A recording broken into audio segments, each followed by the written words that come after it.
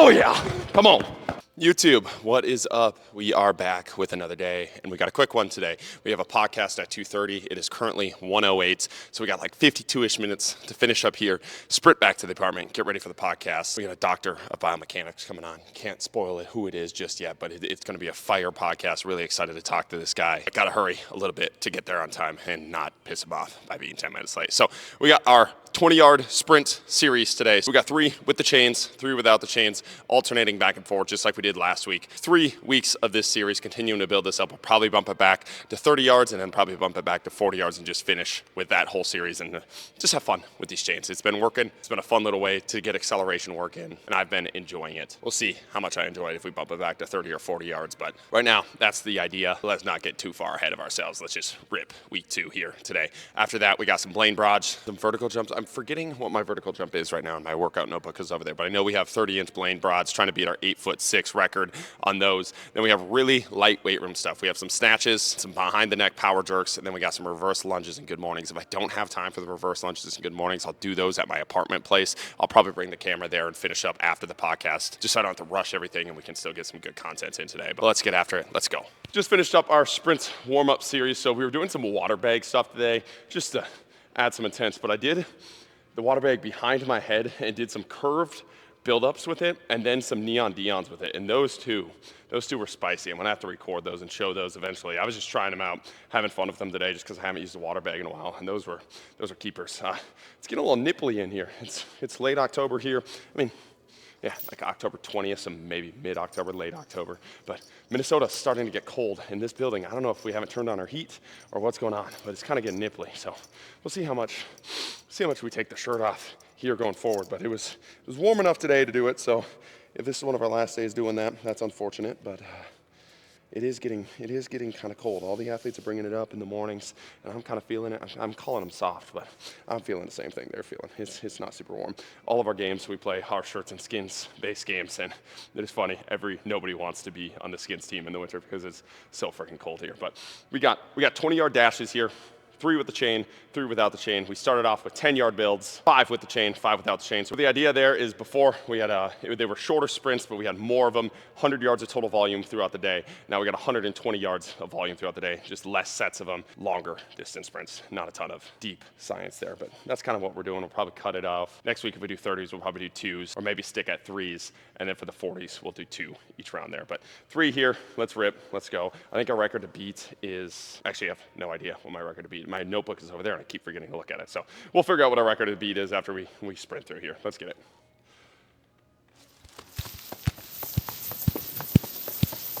Ooh!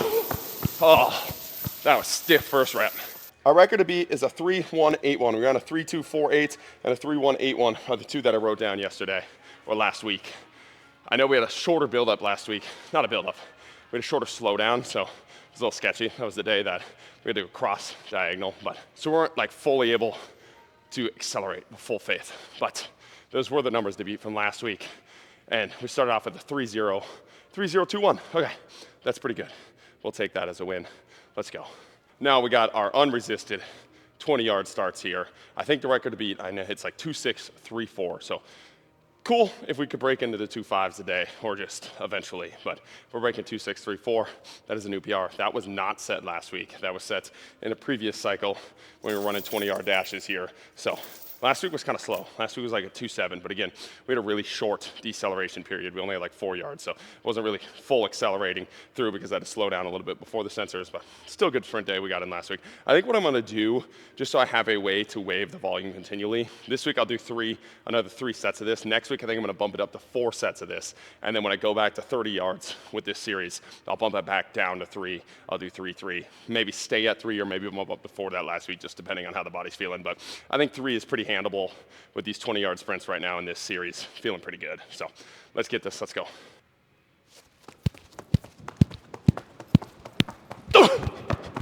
Oh, there we go. 2.959. 2.595. Not 9.5. No, not 5.9. Oh my God. Fucking struggling to speak today. 2.595. Pretty good start there. That's a new PR. Fuck yeah. Let's go. All right, we got our second set here. Taking a 3-minute break in between the supersets, a 2-minute break in between each sprint. So Chain sprints, 2 minutes. Regular sprints, 3 minutes. Chain sprints, going back and forth. Just trying to stay nice and fresh just because we only got 3 of them today. But first 2 felt a little clunky. I know they were PRs, but just felt a little too clunky for my liking. I think we have way more in the tank today. Let's get after it. Let's go. Just these chains. Then we're gonna sprint fast. Let's go. Oh! Yeah, there we go. 2, 9, 7, 1. That one was cooking. That one felt much better. Let's go. The second chain sprint felt much better than the first. First 20-yard dash, unresisted, felt really clunky. Really want to be a little bit more fluid. Get that start better. The start felt like shit. Let's go. Oh, yeah, that was flying. Not flying as much as I thought. 2:6.04. That was way faster than the first one. Still PR based off last week. Second fastest 20 we've ran, but I thought that one was good. Start's feeling clunky. I'm like falling out of my start. I don't know what I'm doing there. We'll fix it though. 3 minutes. I posted my 40s this week on Instagram. I didn't understand how horny people would be for 40s. I've been posting sprint stuff left and right, but the 40 has such an emotional attachment to people.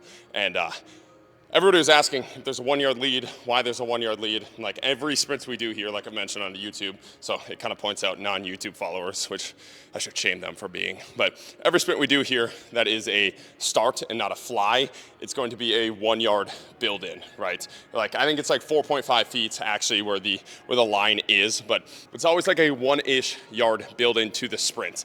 And honestly, I really do think that is the way to go when it comes to some of these sprints and some of these start positions. It does make it easy on the sensor, which is the main reason that I actually do it and why I started doing it, just so I didn't have to do the in-beam start. I think it's kind of a pain in the ass to do. But I also just think it's much easier for athletes just to sprint and just to go, rather than focusing on their start. The only time I really care about an athlete's start, like technique start-wise, which really does matter in an in-beam sensor. If you want the fastest time when you're working with guys at the 40, like the biggest thing they work on is the start and the first 5 steps. And obviously part of that 5 steps is the acceleration, but a lot of it is just a technique of how can you gamify the in-beam start, how can you gamify trying to delay that start while the body gets moving, that type of thing. And unless you're a combine athlete, I don't give a fuck about that. I just want you to run faster. And I think if you just give them a consistent starting spots, which is a 1-yard build, they don't have to think about that. They can just run faster. And we're not worried about comparing my 40-yard dash to a combine 40-yard dash. Although I could also make the argument that they're pretty comparable if you work on your starts versus just not caring at all about your starts. Like a 1-yard fly, not caring all about your starts, probably decently close to your just 40-yard dash if you actually worked on your start. And if we don't have any interest, which I already stated, in working on the start for the technical reasons of working on the start, I think you can kind of compare it. But again, that's not the purpose. The purpose is to get you to run faster. Again, the goal is to run faster on the field. And if your start is always consistent, we don't have to worry about any of the technical pieces of it. You can just run fast. We can consistently see if you're making progress on these sprints. So if you're in a 40 with a 1-yard build out of 4.7, and then we get that down to a 4.5, you ran faster. I don't care about that 4.5 compared to other people's 4.5, because when you go race them in game, you got faster, right? Like that in-game speed is what matters. In-game speed showing that 4.5 is what matters. It's not about that technical ability to get out of the start position.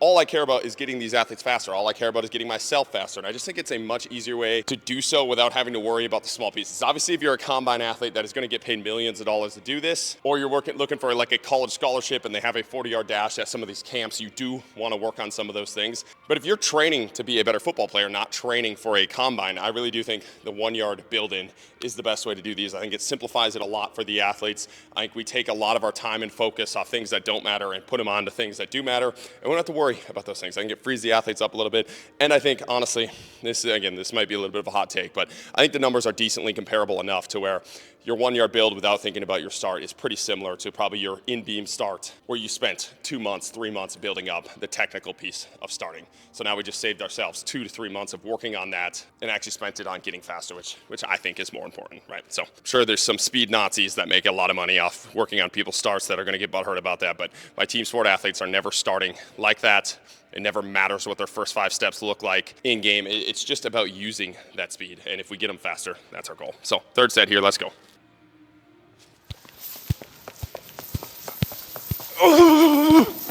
Oh man, that felt slow. Yeah, you. 3.007, I mean not you, still fast. faster than last week. But God, I felt like I just did not get out of my stance. I was like, do, taking the first 7 starts in a row. That was goofy. Let's run these 20s here. I also just realized I definitely had CTE for the first 2 starts. I was like, why does it start feeling goofy? This isn't going to be great after not talking about how the start doesn't matter. But I definitely had the same foot and same hand back. I was just trying to fall into a start position and go, so I didn't think about it. But I was like, that felt really goofy. I don't know why I did that. I don't know. I have CTE, man. But let's get this last set here. So weird. So bad. Focus out, dude. Oh, yeah. Come on. That felt smooth. That felt smooth. Let's go. Come on. Give me a good number here. Give me something not to cry about. Let's go. There we go. 2.565. There we go.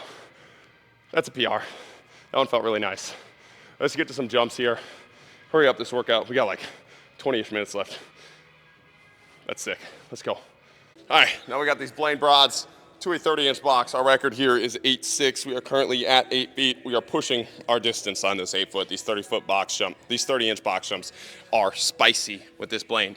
I want to clarify something when I was talking about the start not mattering. I am not saying your start as in the ability to get off of a line or actually start a sprint and get going. Obviously, that's acceleration. And is a key indicator of like your strength levels, and it just tells you a lot about an athlete and like what they need to work on. Are they good accelerators? Are they good max velo guys? And what do we need to work on to grow those things? Obviously, your ability to get off of a line is really, really important. But I think you work all of the qualities of getting off a line and accelerating with a 1-yard lead without the pressure of like the actual technical ability to start, which is what I'm talking about. Just like where do your feet go? How long do your strides need to be? What's the placement of your feet on the start? Like all of those small technical details I don't think matter when it comes to sports, because you're never required to take your first big 5 steps to get starting, right? Like you're gonna have to start in a variety of ways, in a variety of positions, because people are gonna try to block you. People are gonna try and knock you off your line. You don't just have this straight line. So I do care about the ability to get going, but I don't think like working on your start in the 40 actually works that get going ability. I think you're much better off just racing athletes and having them start in a variety of positions and then getting their strength levels up to work on that get going ability. So when I say the start doesn't matter, I'm talking about the technical things of a start, not the actual ability to get going. Obviously that matters, but I know there'll be people out there that'll be like, well, the start obviously matters in sports. Like, yeah, no shit. But working on your first 5 steps in a 40 and the placement of your feet and hands in a 40 is not the same ability as getting going in a sports where you have somebody lined up over top of you, or you're starting out of a 2-point stance, or you're starting in a bunch of awkward positions because there's a fast transition and a turnover on the field, right? Like those are 2 vastly different things, and I think we are wasting our time if you're not preparing for a combine to work on those things, because you're not going to see them on the field, and it doesn't actually train the thing that you think it trains. And you can work all of these things through races and through the accelerations where you're still working on the ability to get going, otherwise your fly time is going to be slow, right? So let's get these jumps here. Let's go. Ooh, let's go. Bump it back to 8.6. Ooh, let's go. My time on the ground there is slow as fuck, but we're just trying to get this PR. Let's go 9 feet here. Ooh, almost died there. We got that. Come on, don't be a chicken shit. Come on. Ooh, let's go. We're counting that. Let's get some drops. Gotta hurry up a little bit. I'm gonna be late to this podcast. Now we got pretty simple depth drops here. We got 25 total of these. This is set 5 of 5 as we're ripping these 5 at a time, just bouncing off the ground, getting back up. I think I put that hurdle a little bit too far forward, but we're still gonna rip these. I was asked a question. I'm gonna kind of talk about this as we hit these jumps because we do have to hurry. The best way to improve your 10-yard start. Let's go, that's 1. And the best thing that I found as we've been improving our 10-yard starts is these resisted sprints, man. These things have been absolutely goated in improving my 10-yard start and my 20-yard dash, and just basically my acceleration ability to get out of the start and to continue to push through the ground as you're accelerating, as you're going through those sensors. Hit the second one here. Oof. And I think it just lets you hold and feel positions really, really nicely. We got 50 pounds of chains, and it just feels like kind of like the perfect weight right now. Not even necessarily for like absolute speed gains, but just for the ability to drive and feel something, push, and for some reason, it's like, I think a lot of times when we go sleds, people just overload the sleds, and it doesn't actually give you that feel. Like it's more like a march or a really like deep push, and you're not actually accelerating out of those positions ever. hit this third set here. Oof. But when you do the chains, and obviously if you don't load the sled up as much, and you drag the sled behind you, or you even push the sled, I think you can get the same feel. But it's been giving me a really nice feel of like pushing the ground away and getting a nice long feel. I know on a lot of my long sprints, it felt like I was connected to the ground for a long time, pushing, and it's like something about the posture and feel. You get rid of those chains, you go back to a regular start, and you kind of hold on to that a little bit, which I really like. Oof. And obviously I'm a forced-based athlete, a ground mover, and the aerial athletes might have a little bit different feel there, but pretty much everybody I've ran through with these chains has felt and said the same thing. So if you want to improve your 10-yard starts, you obviously have to have a strength foundation. So if you really suck at acceleration, it's probably because you're just not strong enough, and we have to go do some weight room stuff. That's the one thing in the weight room that will really transition well onto the field. Let's hit this set, last one here. Just like that, but it will really transition well onto the field. Not a lot of the other things in the weight room you do are gonna necessarily transfer right away to your sprints. But if you get strong in the weight room, you're gonna be a good accelerator on the field, and you're just gonna be able to produce force through those first couple steps, which is a nice ability to have. So if you're a weak athlete and you wanna improve your 10-yard start, just go get faster. If you're already a decently strong athlete, I'm not saying you have to be an insanely strong athlete, but if you're a decently strong athlete, I think a lot of resisted sprints will do your starts a ton of good because it allows you to feel those positions that you want to feel in that 10-yard start. Then you can hold on to that feel, bring it to your sprints. And obviously it also serves as a little bit of a strength power exercise. Again, especially when they get super heavy, I really like to think of them as like a unilateral strength exercise that reinforces the positions that you want to reinforce and trains the muscles that you want to train when it comes to these starts, right? So anyways, we got to hurry up. We have like 10 minutes before we got to go or be late for this podcast. Let's get these snatches. Now we got to kind of hurry through these next two things. So we got 3 sets of 2 of these snatches, these high hang, no foot snatches, and some power jerks behind the head. 3 sets of 2 of both, I believe. So we're gonna rip these. Let's go.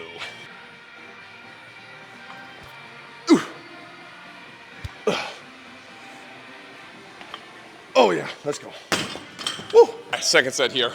On the acceleration note and to start building your 10-yard dash, I really do think the one thing that applies super specifically is some good ollies. Again, a little different than just training ollies to go train ollies and like go super heavy on the ollies, but if you're hitting your ollies from like 70 to like, I would say even 90-ish%, but let's say 85%, you're gonna get a lot of really good power work done that is gonna significantly improve your ability to start. So make sure you're doing some resisted sprints, make sure you're strong in the weight room, try to do some ollie lifts from that 70 to 85% range, and then jump and do some weighted jumps and do those type of things as well. Just become a more powerful athlete and your 10-yard start's gonna go up. Let's go. Second set here.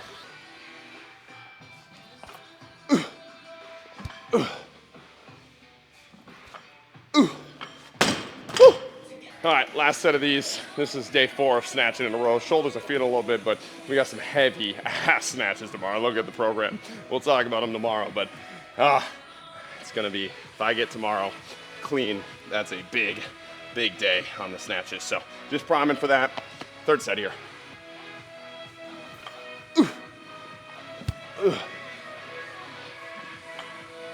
Let's go.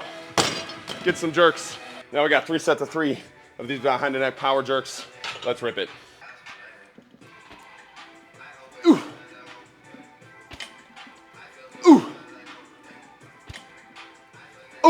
Let's go.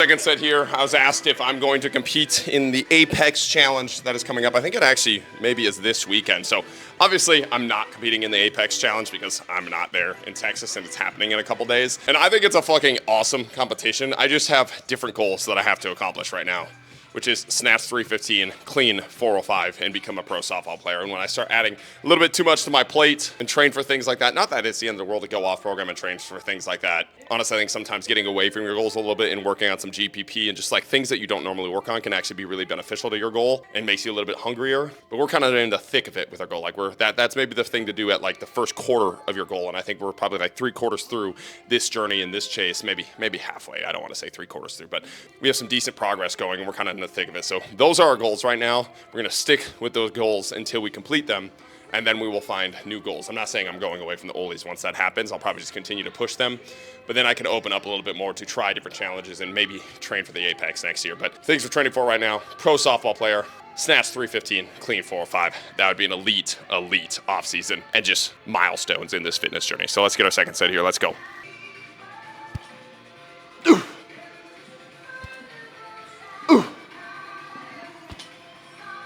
let's go.